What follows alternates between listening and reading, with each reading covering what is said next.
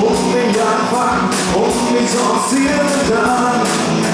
คุณก็สั่งไปคุณก็สั่งไปเธอเลยเธอบอกก็สั่งไม่จะเชื่อคุณผมไม่เชื่อคุณคุณก็สั่งผมไม่ฟังใครก็หูดีไม่ต้องฟังคำ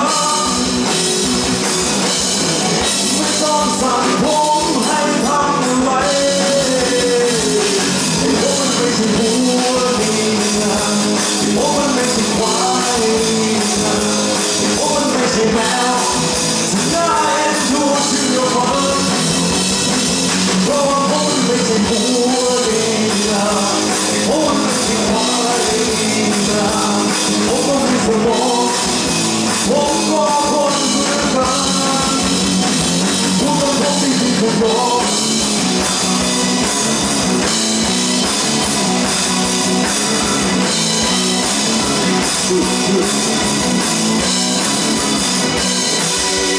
ใครจะสั่งการเป็นคนเด็ดขาดคุณไม่เคยไม่เท่าไร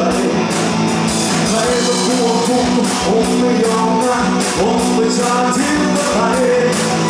ใครจะพูดนะใครจะพูดนะผมจะต้องผมเป็นมัน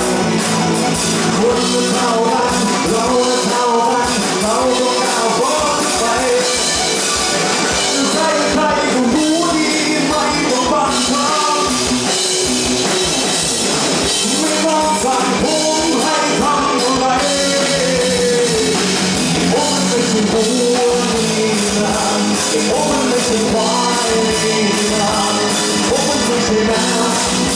น่าเอ็นดูเชื่อฟังเพราะว่าผมไม่ใช่หัวดีนะผมไม่ใช่ควาย